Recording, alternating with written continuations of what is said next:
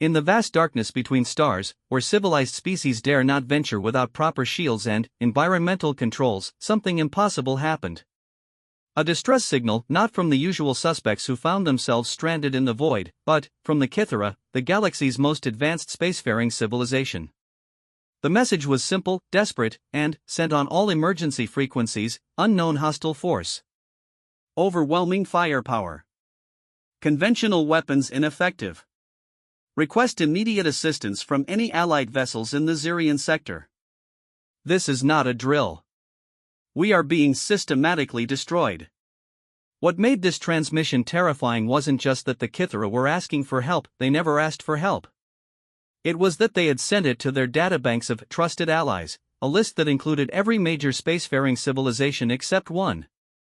The humans had been deliberately excluded from their diplomatic networks for good reason. The Galactic Council had classified Earth as a Class X death world, its inhabitants as dangerous primitives who had somehow stumbled into space travel. Humans were the species that other civilizations whispered about in their home languages, the ones who came from a planet so hostile that it had tried to kill them in every way imaginable, and they had not just survived, but thrived. But space has a way of making desperate beings do desperate things. And, when the Kythera's sophisticated algorithms detected that their message had been intercepted by a human listening post, they faced a choice that would change everything: maintain their dignity and die with honor, or ask the galaxy's most feared species for help. The response came back within hours, in broken galactic standard that somehow made it even more ominous: message received. Help is coming. Try to stay alive. What the Kythera didn't know, what none of the galaxy's civilized species understood, was that humans don't just respond to distress calls. They take them personally. Captain Zevik of the Kythera science vessel Eternal Harmony had always prided himself on maintaining perfect composure, even in the face of the unknown. His species had evolved from prey animals, developing sophisticated minds and advanced technology as their primary defense mechanisms. The Kythera had built an empire spanning 14 star systems through careful planning, precise calculations, and an almost supernatural ability to avoid conflict. None of that preparation had helped when the first ships appeared. They had emerged from dark space like nightmares given form, vessels that seemed to absorb light rather than reflect it, their hulls covered in what appeared to be organic growths that pulsed with bioluminescent patterns. The ships defied every known principle of physics, moving through space without visible propulsion, accelerating and turning at angles that should have liquefied any crew inside. Status report, Zevik called out, his forearms dancing across multiple control surfaces as his ship's AI processed incoming data streams. Around him, his crew of 30 worked with the methodical efficiency that had made the Kythera the galaxy's premier scientific civilization. 7 of our escort vessels have been destroyed, reported his sensor operator, a young female named Thyrus whose normally pale blue skin had turned an alarming shade of white. The enemy weapons appear to be some form of directed energy that completely bypasses our shields. Our return fire has no effect whatsoever. Zevik's primary heart skipped a beat as another explosion lit up the viewport. The Swift Current, a heavy cruiser that had served as his mission's primary escort, simply ceased to exist. One moment it was there, its elegant silver hull gleaming in the light of the local star, and the next there was nothing but expanding debris and rapidly cooling atmosphere. How is that possible? He muttered, reviewing the sensor data. The Swift Current had military-grade neutronium armor and Class 7 deflector shields. Nothing in our databases could have. His words were cut off as his ship lurched violently to one side. Warning klaxons blared throughout the bridge as artificial gravity flickered and the lights dimmed. Direct hit to our aft section, reported the engineering officer. We've lost main propulsion and life support is down to 60%. Sir, at this rate, we have maybe 20 minutes before total system failure. Zevik closed his secondary eyes and focused his mind, drawing on centuries of Kythera meditation techniques to maintain clarity in crisis.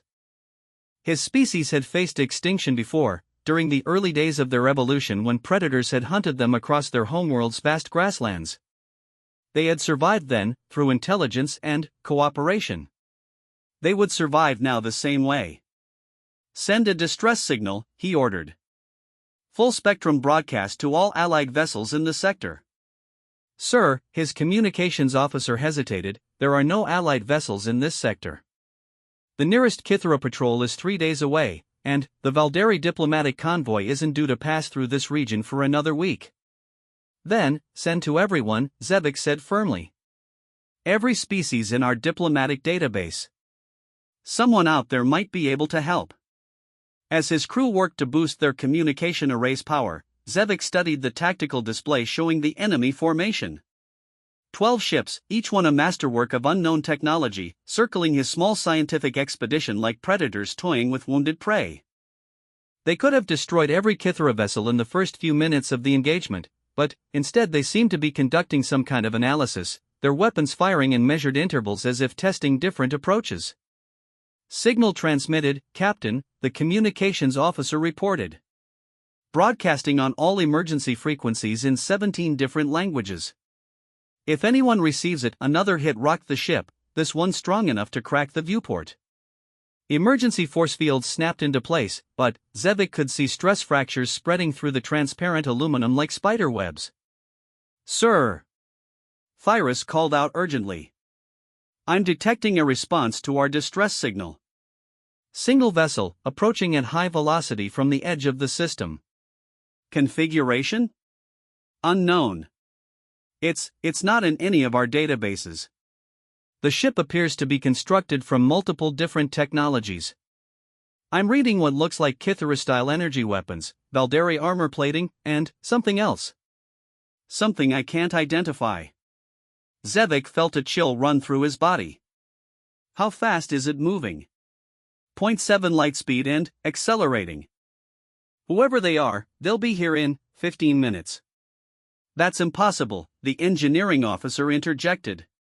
No known species can sustain that kind of velocity without specialized equipment. The gravitational forces alone would. A new voice cut through their discussion, transmitted directly through their communication array. It spoke in heavily accented galactic standard, the words clipped in, harsh in a way that made Zevik's fur stand on end. Kythera vessel, this is the human ship Defiant. We received your distress call. Can you maintain position for 14 minutes? The bridge fell silent. Every member of Zevik's crew turned to stare at their captain, their large eyes wide with a mixture of fear and disbelief. The humans. The Deathworlders. The species that every civilized race in the galaxy whispered about in frightened tones. Sir, Thyrus whispered, should we respond? Zevik looked at the tactical display, watching as another escort ship died under enemy fire. His people were scientists, not warriors. They had devoted their entire civilization to the pursuit of knowledge and peaceful exploration.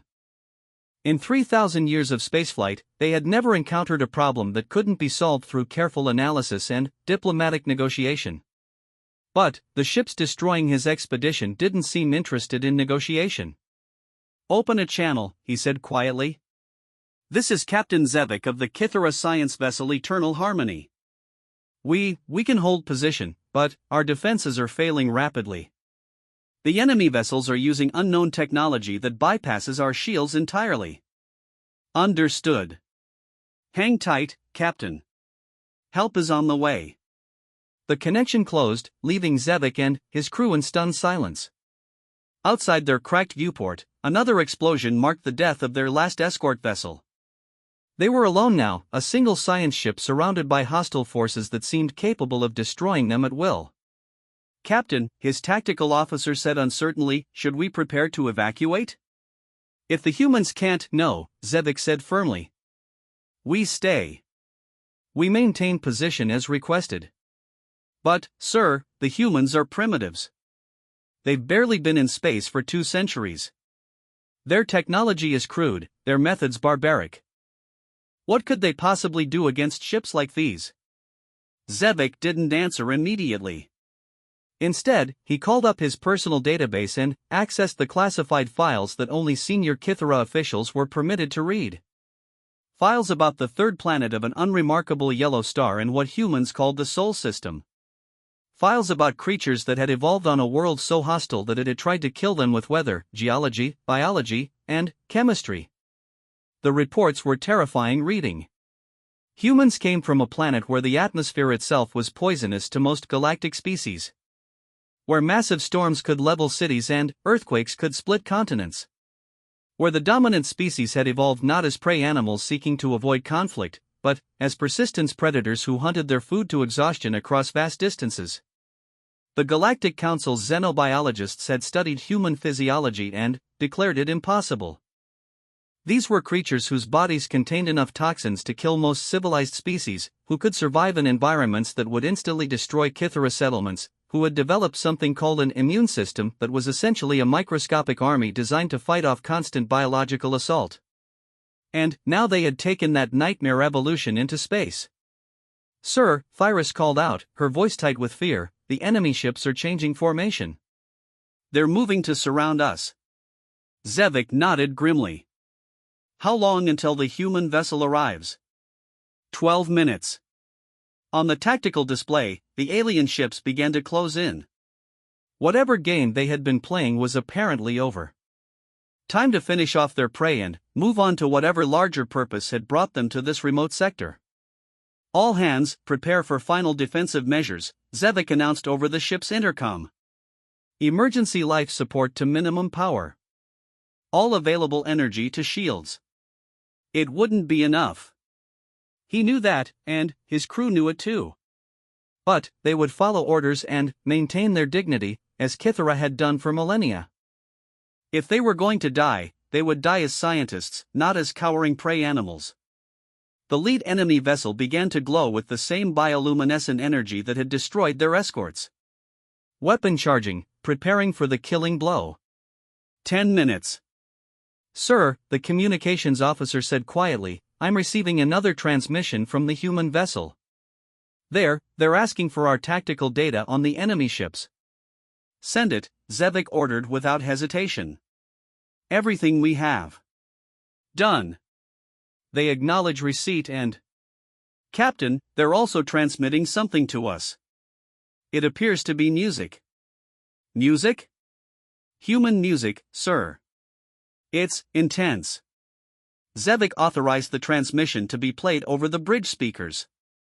What emerged was unlike anything in Kythera culture, a driving, rhythmic sound with what their translation software identified as vocals, though they sounded more like controlled roaring than proper singing. The music was aggressive, primal, filled with an energy that made his prey-evolved instincts scream warnings. But it was also oddly comforting. This was the sound of predators preparing for battle, and, for the first time since this nightmare began, Zevik and his crew weren't alone. 8 minutes. The enemy ship's weapon charge reached critical levels. Zevik watched the energy readings climb on his display, knowing that when they peaked, his ship and everyone aboard would simply cease to exist. 7 minutes. "Sir!" Phyrus shouted over the blaring alarms. "I'm detecting massive gravitational distortions at the edge of the system. Something's coming out of hyperspace." "The human ship?" "No sir, there are multiple contacts. Dozens of them. They're not broadcasting identification, but their drive signatures are human." Zevik felt his second heart skip a beat. "Dozens?" 6 minutes. The enemy weapon discharge was imminent. The alien ship hung in space before them, its organic hull pulsing with lethal energy, preparing to deliver death. Then, something impossible happened. A projectile moving at significant fractions of light speed struck the enemy vessel amidships. Not an energy beam or exotic particle discharge, but what appeared to be simple kinetic ammunition, metal slugs fired from an electromagnetic accelerator. The alien ship, which had shrugged off their most advanced energy weapons without pause, suddenly found itself dealing with several tons of tungsten moving at velocities that turned matter into plasma on contact. The enemy vessel didn't explode. It simply disintegrated. "What in the depths of space was that?" Phyrus whispered. More projectiles flashed past their viewport, each one finding its target with mathematical precision. In the space of 30 seconds, 6 of the 12 enemy ships had been reduced to expanding clouds of superheated debris. "Sir," the communications officer called out, his voice filled with awe, "I'm receiving a transmission from multiple human vessels. They're introducing themselves." The voice that came through their speakers was different from the first one, female, with an accent that made the harsh human language sound almost melodic. "Kithara vessel, this is Admiral Sarah Chen commanding the Human Defense Fleet Task Force. Sorry we're late to the party. Please maintain position while we clean up these uninvited guests." Through the viewport, Zevik could see the human ships emerging from hyperspace in perfect formation. They were smaller than he had expected, built along angular lines that suggested function over aesthetics. But there were so many of them: destroyers, cruisers, and what appeared to be specialized combat vessels that had no equivalent in Kithara naval doctrine. The remaining enemy ships were attempting to flee, their impossible drives pushing them toward the edge of the system at velocities that should have been impossible. The humans pursued them with casual efficiency, their weapons' fire lighting up the void like deadly fireworks. "Captain Zevik," came the original voice, presumably from the ship Defiant, "this is Commander Marcus Webb. We're going to dock with your vessel and provide emergency assistance. Do you require medical aid?" We have injured crew members, yes," Zevik managed to stammer.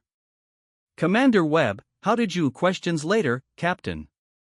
Right now, let's focus on keeping everyone alive.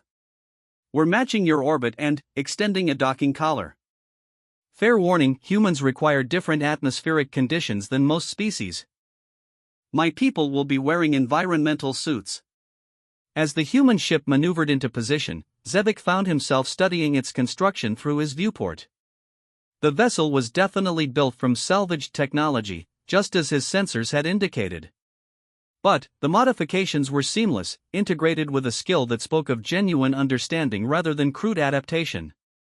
The docking collar connected with a solid thunk that he felt through his ship's deck plating. "Docking complete," came Commander Webb's voice.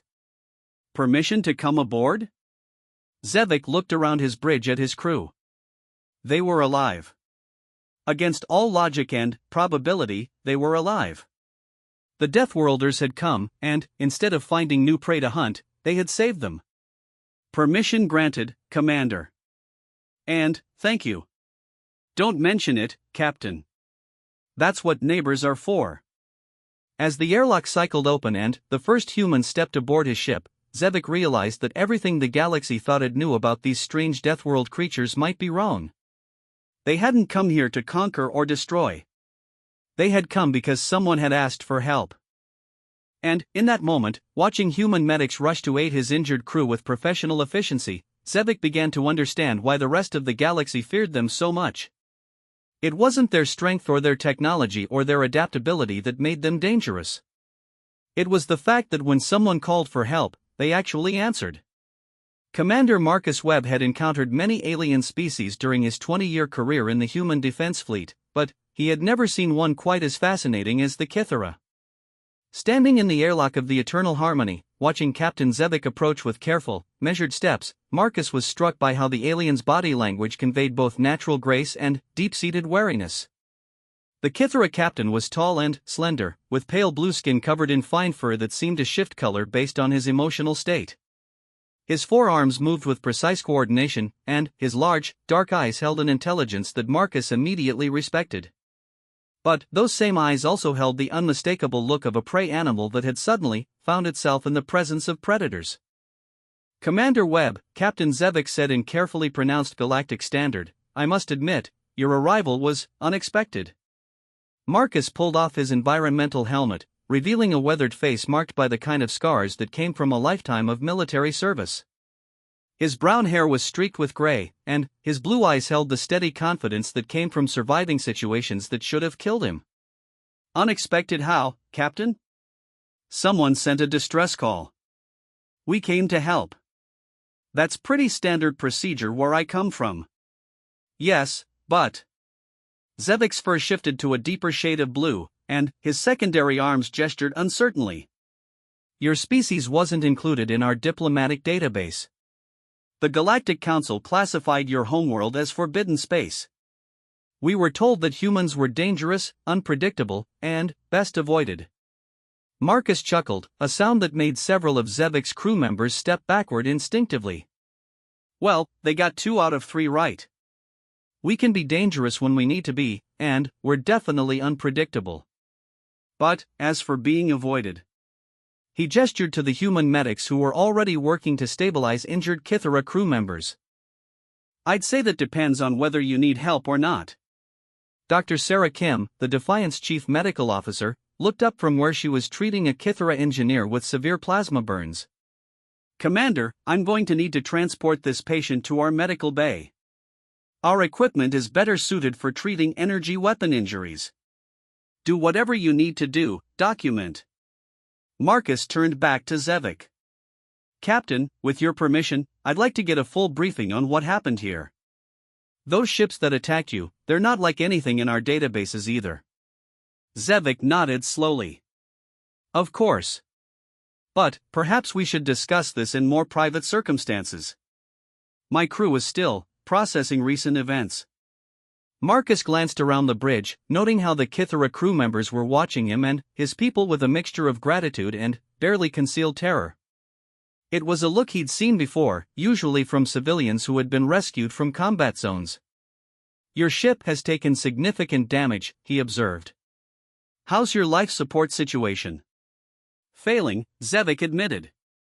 We have perhaps 6 hours of breathable atmosphere remaining, and our propulsion systems are completely offline. Then, here's what we're going to do. My people will work on emergency repairs to get your life support stable.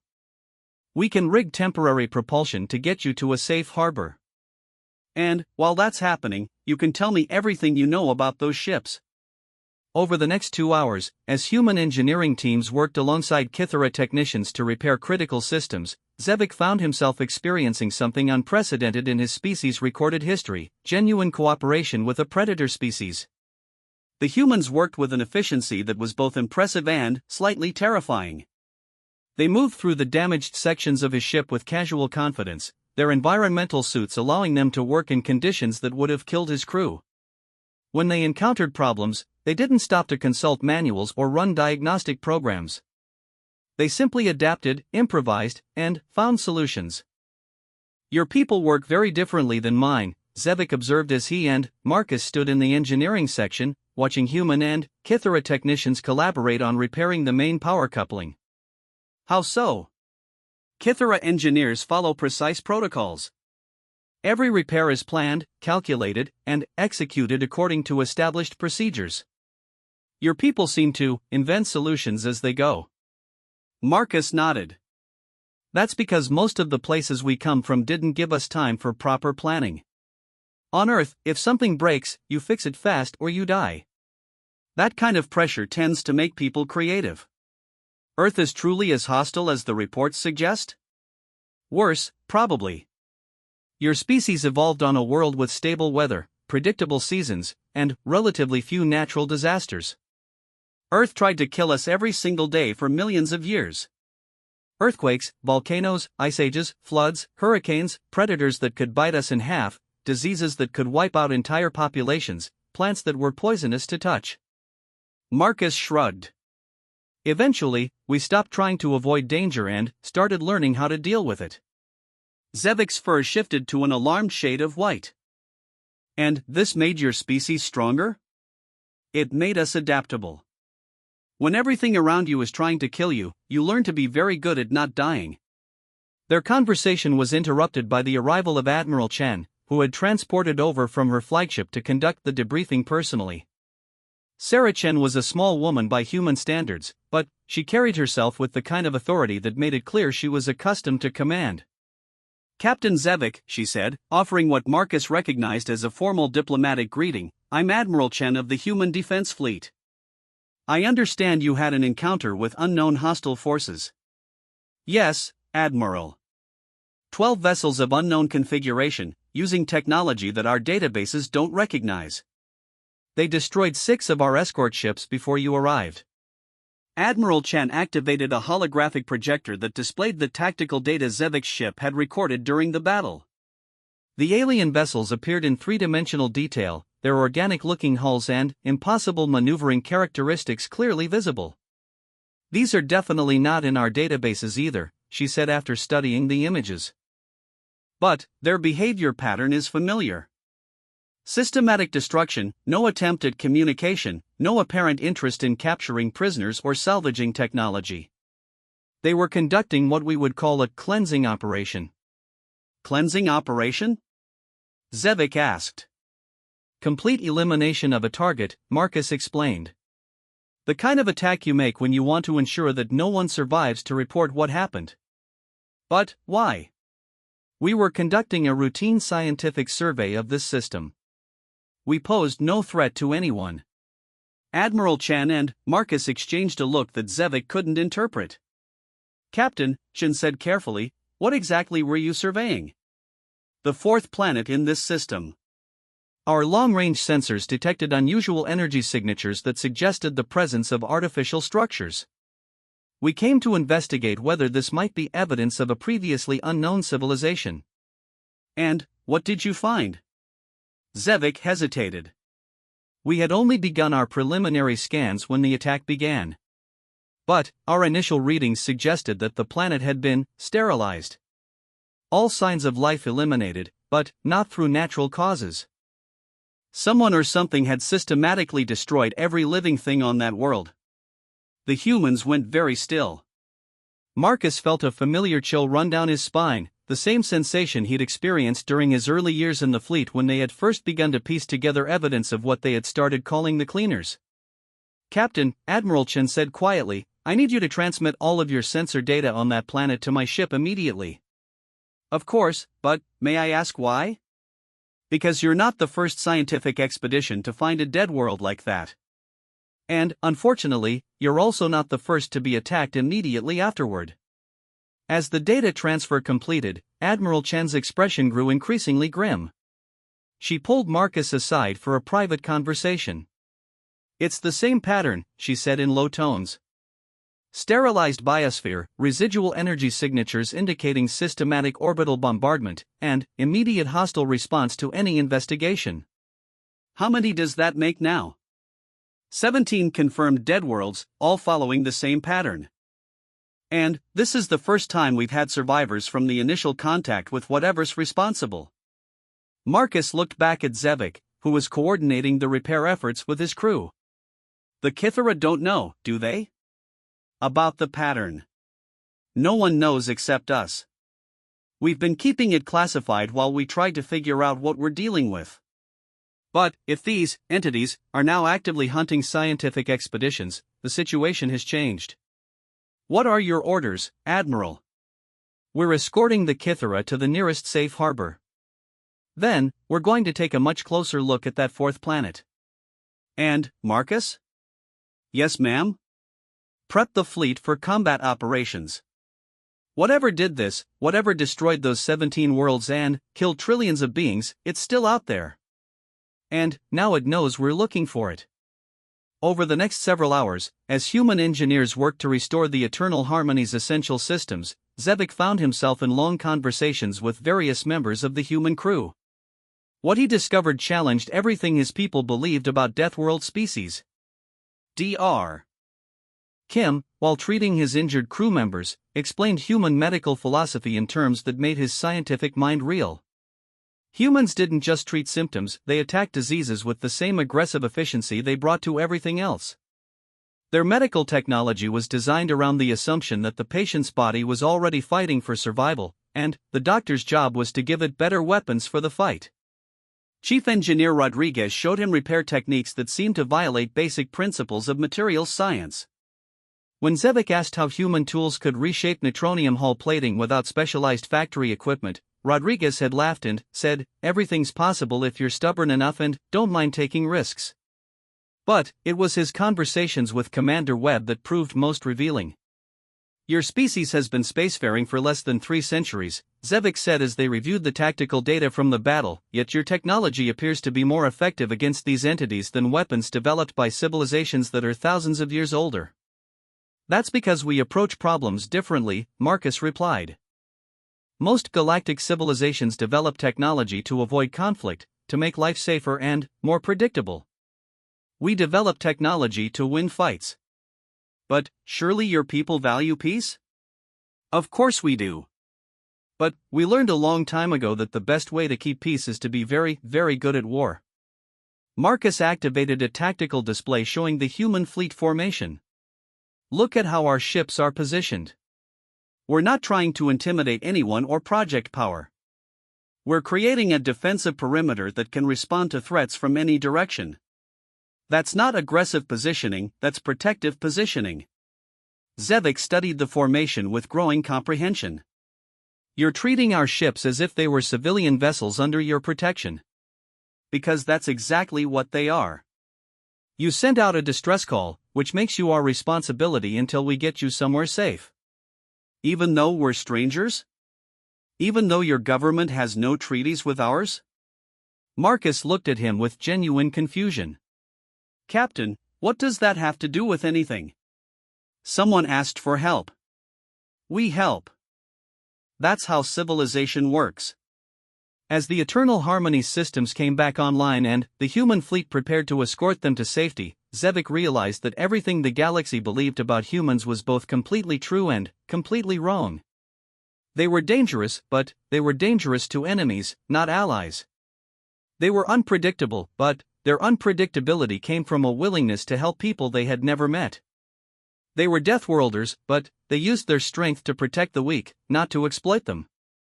And, as Admiral Chen's fleet began the journey toward Kythera space, with the mystery of the dead world still unsolved and the entities responsible still lurking somewhere in the darkness, Zevik began to understand why the galaxy's predators had learned to fear the sound of human engines.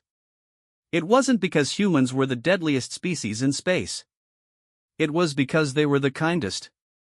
The journey to Kythera space took 3 days, during which Zevik experienced something that would fundamentally change not just his own worldview, but that of his entire civilization. He learned what humans were really like when they weren't fighting for their lives.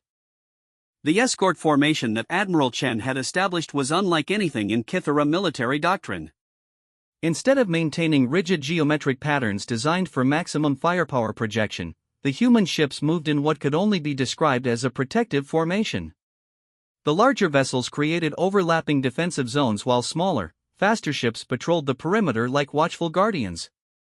It's almost organic, observed Thyrus, who had been spending most of her time studying human tactical methods. They move like a school of fish or a flock of birds, each ship responding to threats before the formation commander even issues orders. Zevik nodded, reviewing the tactical data they had been gathering. Their coordination is remarkable, but what fascinates me more is their apparent assumption that we require protection. Sir? Look at the formation analysis, Thyrus. They've positioned their ships so that any attack would have to go through them to reach us. They're using their own vessels as shields for ours. On the bridge of the Defiant, Commander Webb was having a similar conversation with his tactical officer, Lieutenant Commander Jackson. Sir, the Kythera ship is requesting permission to launch a reconnaissance probe toward the system we just left. Apparently, they want to gather additional sensor data on those dead worlds. Marcus frowned. Denied. We're not letting them out of our protective formation until they're safely in their own territory. But, sir, they're scientists. Gathering data is what they do. And getting shot at by unknown hostiles is what we do. The probe stays put. Jackson hesitated. Sir, with respect, they're not actually under our command. We can't really order them around. No, but we can explain the situation to them. Open a channel to Captain Zevik. When Zevik's image appeared on the screen, Marcus could see that the Kythera captain was still processing everything that had happened. His fur had settled into a more natural blue color, but his large eyes still held a wariness that spoke of recent trauma. Captain, I understand you want to launch a reconnaissance probe. I'm afraid I can't allow that right now. Commander Webb, I appreciate your concern, but we have scientific obligations. The data we could gather could get you killed, Marcus interrupted gently. Captain, those ships that attacked you didn't just happen to be in the area. They were waiting for someone to investigate the dead world. The moment you launched that probe, you'd be announcing your position to anything that might still be out there. Zevik was quiet for a moment. You believe there are more of them? I think we're dealing with something that treats investigation as a threat. And, until we understand what that is, I'm not taking any chances with civilian vessels. Civilian vessels? Zevik's secondary arms gestured in what Marcus was learning to recognize as confusion. Commander, the Eternal Harmony is a Kythera deep space research vessel. We're equipped with military-grade shields and weapons systems. Marcus tried to keep his expression neutral, but apparently failed. Commander, Zevik said slowly, you consider our ship to be inadequate? Captain, no offense, but your military-grade weapons couldn't penetrate the shields of our oldest destroyer. And your shields. Marcus paused, trying to find a diplomatic way to phrase it. Let's just say they're designed for very different threats than what you encountered. This conversation was being monitored by Admiral Chen, who had been wrestling with a decision that could potentially reshape human-alien relations. The Kythera were clearly a peaceful, scientifically advanced species who had stumbled into something far beyond their ability to handle. But they were also representatives of a galactic civilization that had explicitly excluded humanity from their diplomatic networks.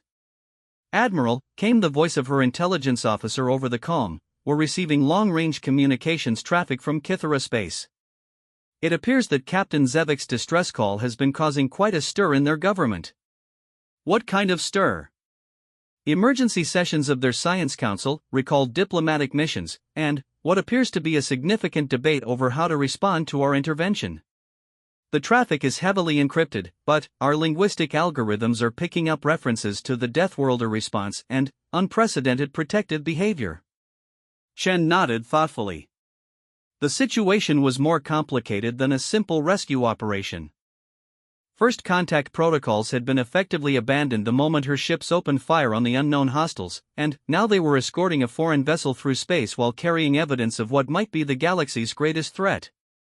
Open a channel to Captain Zevik. It's time we had a more comprehensive discussion.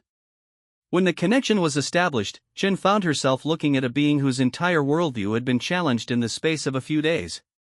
Captain Zevik, I'm Admiral Chen. I believe it's time we discussed the larger situation. Admiral, I want to thank you again for your intervention. My crew and I owe you our lives. Captain, what I'm about to tell you is classified information that could impact the security of multiple civilizations. But, given what you've encountered, you need to know what we're dealing with. Chen activated a holographic display that showed a three-dimensional map of known space. 17 star systems were highlighted in red. These are the locations where we found dead worlds matching the pattern you discovered. In every case, entire biospheres have been sterilized through systematic orbital bombardment. In every case, any ship that attempts to investigate the system is attacked by vessels matching the configuration you encountered.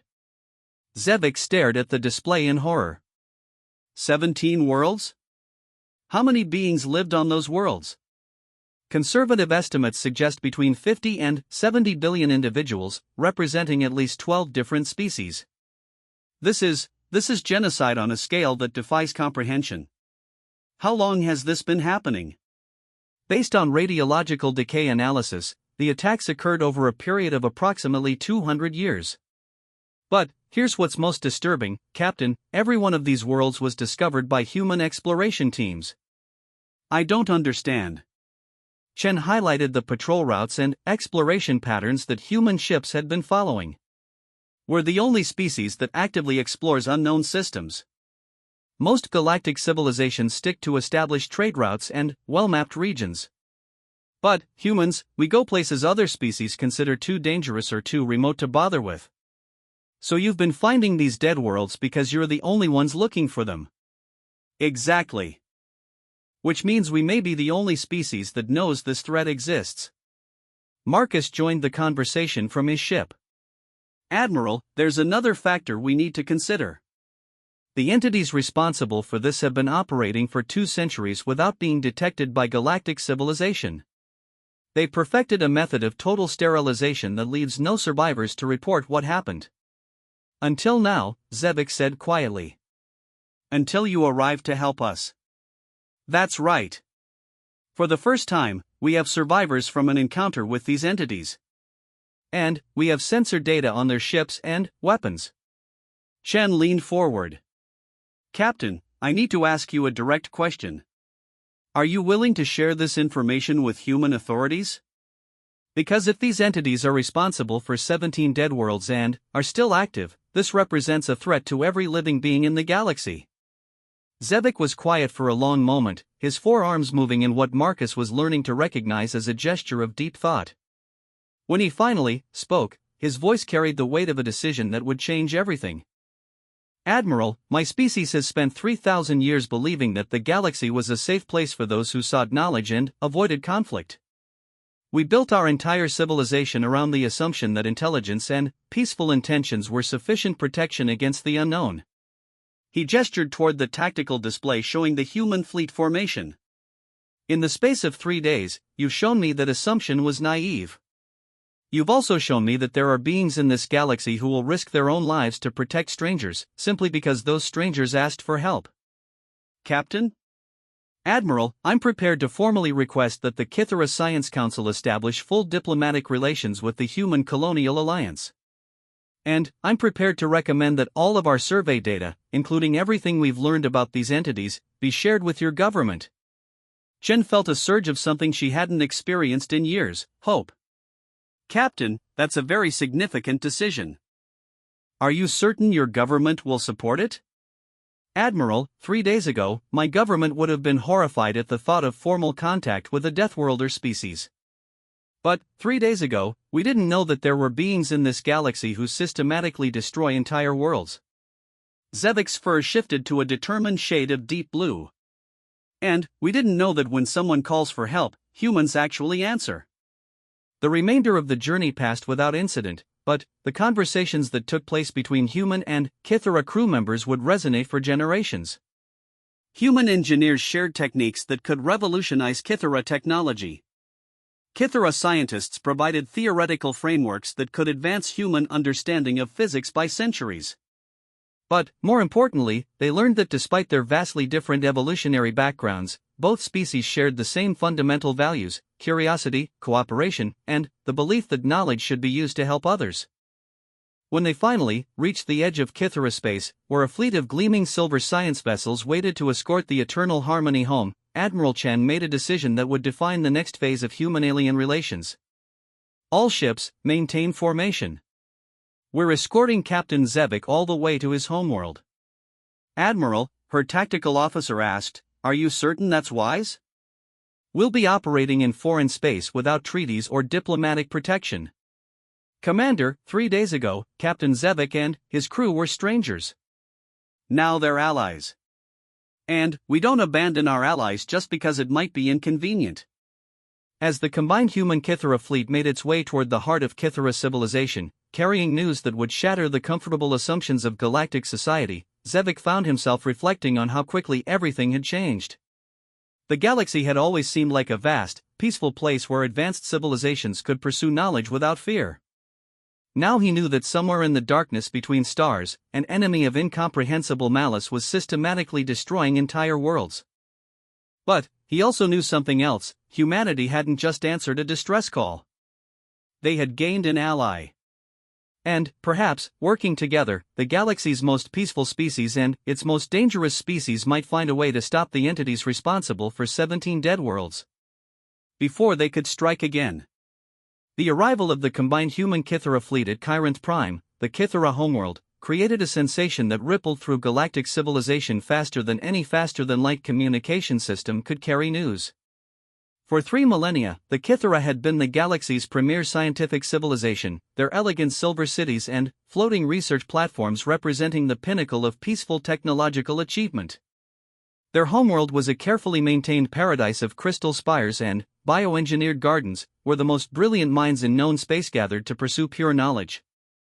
The sight of human warships in formation above this peaceful world sent shockwaves through every diplomatic channel in the galaxy.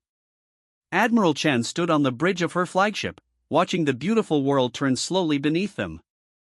The Kythera home system was everything human space wasn't: pristine, orderly, and designed for creatures who had never needed to fight for survival. The orbital installations were works of art as much as engineering, their graceful curves and translucent materials creating structures that seemed to grow rather than being built. Admiral, her communications officer reported, were receiving transmission requests from 17 different civilizations. The Valderi Empire wants to know why we're in Kythera space. The Centauri Republic is demanding an explanation for human military presence in a neutral system. And the Galactic Council is, well, they're not happy. Ignore them all for now, Chen replied. We're here at the invitation of Captain Zevik, and we're not leaving until we've completed our mission. That mission had expanded significantly since they'd first received Zevik's distress call. What had begun as a simple rescue operation had become something much larger, the first formal diplomatic contact between humanity and one of the galaxy's major civilizations. On the surface of Kyrinth Prime, in the magnificent crystal chambers of the Kithera Science Council, an emergency session was in progress that would determine not just the future of Kithera-human relations, but, potentially, the survival of galactic civilization itself. Chancellor Maverick, the elderly leader of the Kithera government, stood before a gathering of the most brilliant scientific minds in known space. His forearms gestured with the precise movements of someone accustomed to conveying complex ideas, but his expression showed the strain of confronting information that challenged everything his species believed about the nature of the galaxy. Honored colleagues, he began, his voice carrying clearly through the chamber's perfect acoustics, we are faced with revelations that require us to fundamentally reconsider our understanding of both the threats and the opportunities that exist in our galaxy. The holographic display at the center of the chamber showed the tactical data that Zevik had gathered during his encounter with the unknown entities. The alien ships appeared in perfect three-dimensional detail, their organic-looking hulls and impossible maneuvering characteristics clearly visible to the assembled scientists. Captain Zevik's report describes the systematic destruction of 17 worlds, representing the deaths of billions of beings. The entities responsible appear to be actively hunting any civilization that attempts to investigate these destroyed worlds. A senior scientist named Valdris stood to speak. Chancellor, while this information is certainly disturbing, I fail to see how it relates to our current situation with the humans. Surely the appropriate response is to alert the Galactic Council and allow them to coordinate an investigation. The humans have already investigated, Chancellor Maverick replied. They've been discovering these dead worlds for years, and they've been fighting these entities in isolation while the rest of galactic civilization remained unaware of the threat. But that's impossible, another scientist interjected. The humans are a primitive species barely 2 centuries into spaceflight.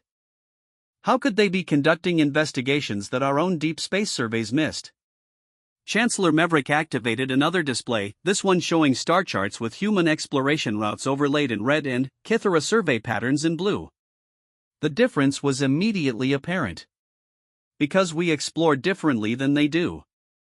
Our surveys follow logical patterns, focusing on systems with high probability of scientific interest. We avoid dangerous regions, unstable stars, and areas where the risk-to-knowledge ratio is unfavorable. The red lines on the display told a different story. Human exploration routes went everywhere, into stellar nurseries where radiation would kill most species, around black holes where gravitational forces could tear ships apart, through nebulae so dense that navigation was nearly impossible. The humans explore as if the entire galaxy is their territory, Chancellor Maverick continued. They don't avoid dangerous systems, they seek them out. And, in doing so, they've discovered threats that our more cautious approach never encountered. A profound silence fell over the chamber as the assembled scientists absorbed this information. There's more, the Chancellor said quietly. According to Captain Zevik's report, when the human fleet engaged the unknown entities, they didn't simply drive them off. They destroyed them. Completely. Ships that had proven immune to our most advanced weapons were eliminated in a matter of minutes. Dr. Thyrus, who had accompanied Zevik to the surface to provide additional testimony, stood to address the council. Honored scientists, she said, her voice carrying the authority of someone who had witnessed the impossible, I have reviewed the tactical data from our engagement. The human weapons that destroyed the entities were not exotic energy devices or complex particle beams. They were kinetic projectiles, metal slugs accelerated to relativistic velocities. That's impossible, Valdris protested. Kinetic weapons are the most primitive form of space combat technology. Any advanced civilization develops countermeasures against such crude approaches. And, yet they worked, Thyrus replied simply. The entity's defensive systems were designed to counter energy weapons, exotic particles, and sophisticated technological attacks. They had no defense against simple metal moving very fast, because no advanced civilization would use such primitive weapons. Except the humans, Chancellor Maverick said. Who developed their technology under the assumption that anything that could go wrong would go wrong, and that the most reliable systems are often the simplest ones. The implications of this revelation were staggering. For millennia, galactic civilization had pursued ever more sophisticated technology, assuming that complexity equaled superiority. The humans had taken the opposite approach, developing simple systems that worked under the worst possible conditions. Chancellor, another council member asked, what exactly are the humans proposing? Full diplomatic relations, including technology sharing and joint exploration initiatives. They want to establish a formal alliance specifically to address the threat posed by these entities. And, in return? They want access to our theoretical research, particularly our work in advanced physics and exotic matter manipulation. They believe that combining their practical engineering with our scientific knowledge could produce breakthroughs that neither of our species could achieve alone. The debate that followed would continue for hours, but the outcome was never really in doubt. When faced with evidence of genocide on an unprecedented scale, and offered alliance with the only species that had successfully fought the perpetrators, the Kythera Science Council reached the only logical conclusion. Meanwhile, in orbit above Chironth Prime, Captain Zevik was aboard Admiral Chen's flagship, participating in the first formal planning session for what would become known as the Xenocide Investigation Initiative. The pattern is clear, Chen was saying, gesturing to a holographic display showing the locations of the dead worlds. The entities are working their way through the galaxy systematically, eliminating any civilization that might pose a long-term threat.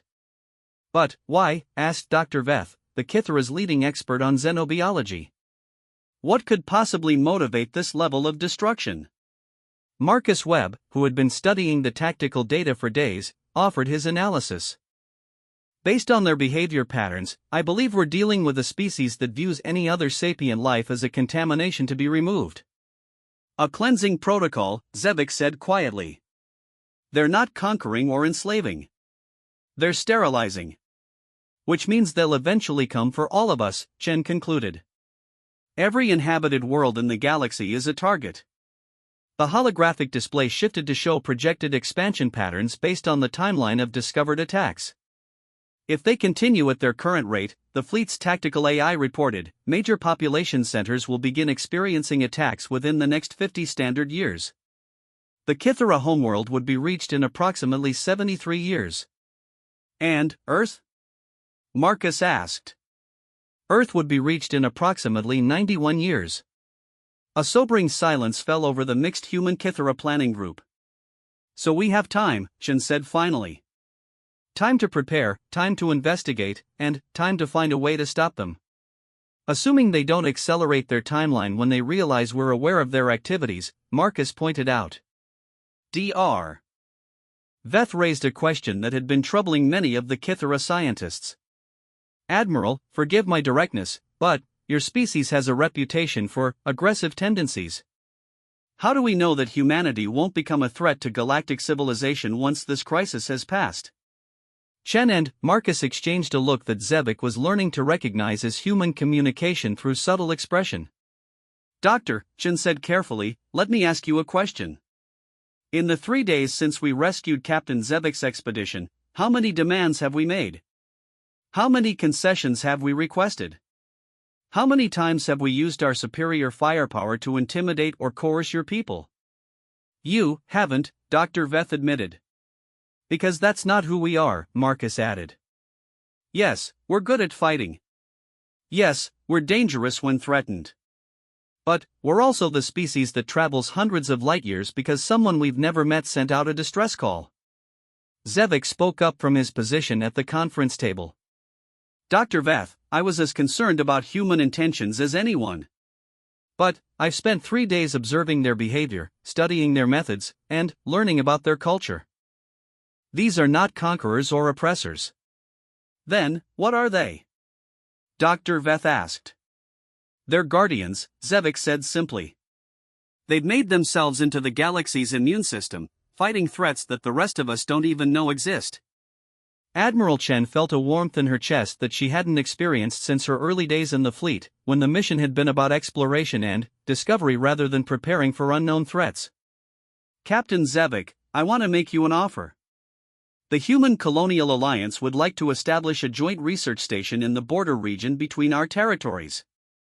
Kythera scientists working alongside human engineers, sharing knowledge and developing new technologies. What kind of technologies? The kind that will let us find these entities before they find us. The kind that will let us fight them effectively.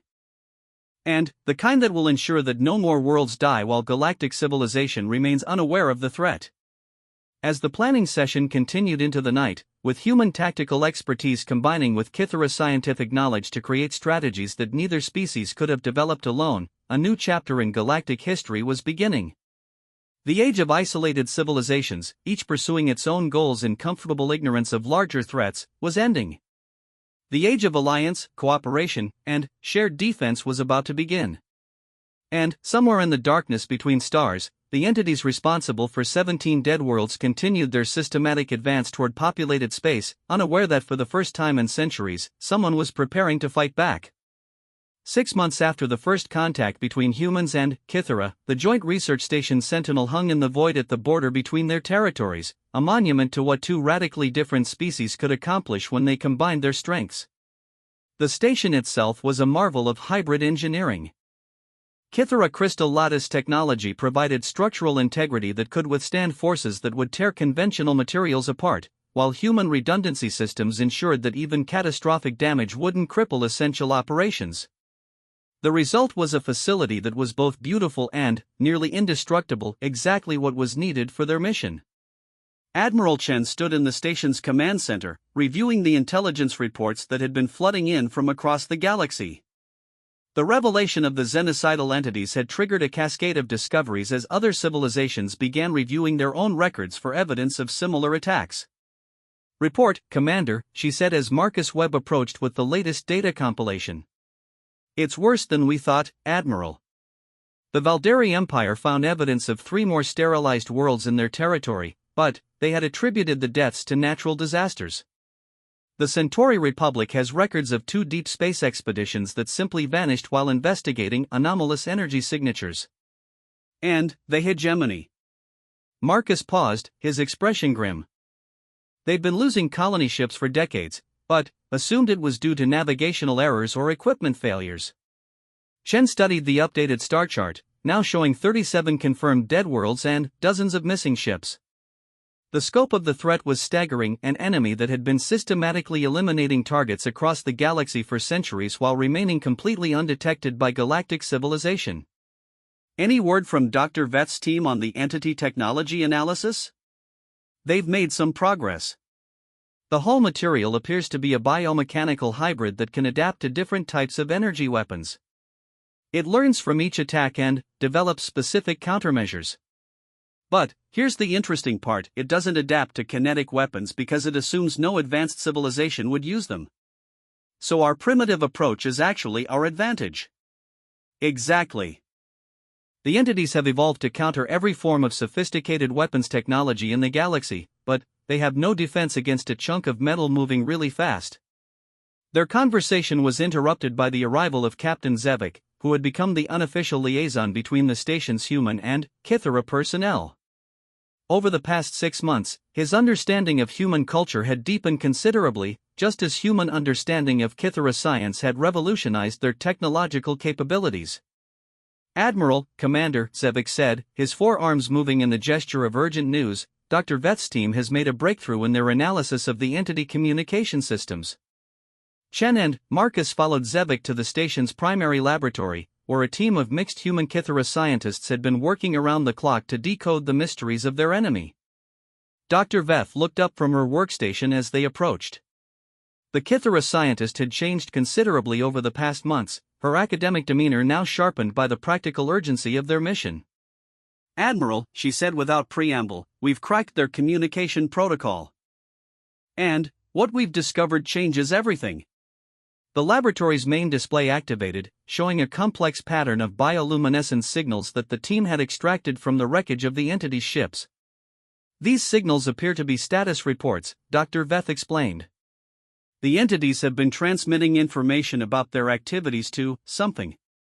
A central command structure." "A hive mind?" Marcus asked. Not exactly. More like a distributed intelligence network. Each individual entity appears to be autonomous, but they report their progress to a collective consciousness that coordinates their overall strategy. Chen felt a chill run down her spine. Are you saying there's a central intelligence directing these attacks? That's exactly what we're saying. And, based on the signal patterns we've decoded, it's not located on any of the dead worlds. It's somewhere else entirely. Dr. Kim Sato, the human xenobiologist who had been working with Dr. Veth's team, stepped forward with additional data. Admiral, we've been analyzing the genetic material we recovered from the entity ships. These beings aren't native to any of the worlds they've destroyed. In fact, their biochemistry suggests they evolved in an environment completely unlike anything we've encountered in our exploration. Different how? Extreme radiation, corrosive atmospheric conditions, gravitational forces that would crush most life forms. They come from a world that makes even the most hostile environments in human space look like paradise. Marcus connected the implications immediately. They're from outside our galaxy. That's our theory, Dr. Veth confirmed. These entities are part of an extragalactic civilization that views our entire galaxy as territory to be cleared for colonization. The magnitude of this revelation was staggering. They weren't dealing with a rogue species from within known space, they were facing an invasion force from beyond the galactic rim. How long do we have? Chen asked. Based on the signal analysis, the main invasion force is still approximately 20 years away. The entities we've been encountering are advanced scouts, clearing the way for a much larger military presence. How much larger? Dr. Sato pulled up a projection based on their analysis of the communication traffic. Conservative estimates suggest several thousand ships, each one larger and more heavily armed than anything we've encountered so far. A sobering silence fell over the laboratory as everyone absorbed this information. There is one piece of good news, Dr. Veth said finally. The signals we've intercepted suggest that the scout forces have reported unexpected resistance. Our successful defense of Captain Zevik's expedition appears to have been noted by their command structure. They know we're here, Chen said. They know that this galaxy contains species capable of destroying their scouts. And that's causing them to reconsider their timeline. Marcus leaned forward. Meaning? Meaning we may have bought ourselves time. But it also means they'll be coming prepared for a fight. Admiral Chen stood quietly for a moment, processing the implications of everything they had learned. When she spoke, her voice carried the weight of a decision that would define the next phase of galactic history. Ladies, gentlemen, and beings, it's time to take this information to the Galactic Council. The emergency session of the Galactic Council was unlike anything in the organization's 1,000-year history. Representatives from 47 different civilizations gathered in the Great Assembly Chamber on Nexus Station, the neutral space platform that served as the galaxy's diplomatic center. Admiral Chen stood before the assembled delegates, flanked by Captain Zevik and Dr. Veth, presenting evidence that would shatter the comfortable assumptions of galactic civilization. Honored representatives, she began, 6 months ago, humanity received a distress call from a Kithara science expedition. What we discovered when we responded to that call threatens the survival of every living being in this galaxy. The presentation that followed laid out the full scope of the threat: 37 confirmed dead worlds, billions of casualties, and evidence of an approaching extragalactic invasion force that would make the scout ships look like children's toys. The reaction was predictable chaos. The Valderi representative stood to speak, his crystalline features reflecting his species' natural arrogance. Even assuming these claims are accurate, why should we trust the word of a species that has been excluded from galactic civilization? How do we know this isn't an elaborate deception designed to establish human hegemony? Before Admiral Chen could respond, Captain Zevik stood and addressed the assembly in perfect galactic standard. Honored Valderi, 6 months ago, I would have asked the same question. My species shared the galaxy's assumptions about human nature and intentions. His fur shifted to the deep blue of complete certainty. I was wrong. We were all wrong. Zevik activated a holographic display showing the tactical data from their rescue. When my expedition was attacked, we sent our distress call to every allied civilization in our database. 43 different species received our plea for help. Only one responded. He looked directly at the Valderi representative. The humans traveled hundreds of light years and risked their lives to save strangers who had never even acknowledged their existence. The Centauri representative interjected. But surely their military capabilities make them a threat to galactic stability? Dr. Veth stood to respond. Honored Centauri, I have spent 6 months working alongside human military personnel. Yes, they are extremely capable warriors. But they are also the only species in the galaxy that has been actively fighting these entities while the rest of us remained unaware of the threat. She activated another display showing the locations where human ships had engaged and destroyed entity scouts. For over a decade, human exploration fleets have been encountering these scouts in remote systems. They've been fighting and dying to protect a galaxy that considers them primitives. And they never asked for recognition or reward. The debate continued for hours, with some representatives arguing for caution and others demanding immediate action. But, gradually, as the evidence mounted and the testimony of the Kythera witnesses confirmed the reality of the threat, the mood in the chamber shifted. Finally, Chancellor Meverick of the Kythera requested permission to address the assembly. Honored colleagues, the elderly scientist began, we are faced with a simple choice. We can continue to debate the motivations and trustworthiness of the humans while an extragalactic invasion force prepares to sterilize our worlds. Or we can accept that our survival depends on working with the only species that has successfully fought these entities. He gestured to Admiral Chen. The humans have not demanded territory, tribute, or submission. They have asked only for the opportunity to share their knowledge and coordinate our defense. Given the alternative, I believe the choice is clear. The vote, when it finally came, was unanimous. For the first time in galactic history, a resolution was passed by complete agreement of all member civilizations. The Galactic Defense Initiative was born. Over the following months, the transformation of galactic civilization proceeded at a pace that would have been impossible under normal circumstances. Human tactical doctrines were integrated with alien technologies, creating hybrid weapons systems that combined the best of both approaches. Kythera theoretical physics enabled the development of shields that could withstand entity weapons, while human engineering created kinetic weapons platforms that could destroy targets from ranges previously thought impossible. The Valderi contributed their expertise in crystal-based computing, allowing the creation of tactical computers that could coordinate fleet actions across interstellar distances. The Centauri provided advanced manufacturing techniques that could produce warships at a rate that would have taken decades using traditional methods. But, perhaps more importantly, the galaxy's civilizations began to understand what humans had known all along, that survival sometimes required being willing to fight for those who couldn't fight for themselves. Admiral Chen stood once again on the bridge of her flagship, but now she commanded not just a human fleet, but a truly galactic armada. Ships from dozens of species hung in formation around her, their crews trained in tactics that combined human aggression with alien innovation. Admiral, her communications officer reported, long-range sensors are detecting movement at the galactic rim. The main invasion force appears to be beginning their approach. Estimated time to contact? 18 months. Chen nodded, studying the tactical display that showed the positions of defense fleets throughout the galaxy. They had used their time well, building an alliance that would have been impossible without the crisis that had brought them together. Signal all fleet commanders, she said. Operation Galaxy Shield is now active. As the message spread across thousands of ships and dozens of species, Chen reflected on how much had changed since that first distress call. Humanity had entered galactic civilization not as conquerors or supplicants, but as protectors. And, when the real battle came, they would not be fighting alone. The galaxy had finally learned what humans had always known, that the best response to a call for help is not to analyze the political implications or calculate the cost-benefit ratio. The best response is simple: help is on the way. Outside the viewports of the massive defense fleet, stars wheeled in their ancient patterns, oblivious to the drama playing out among the tiny creatures that had learned to travel between them.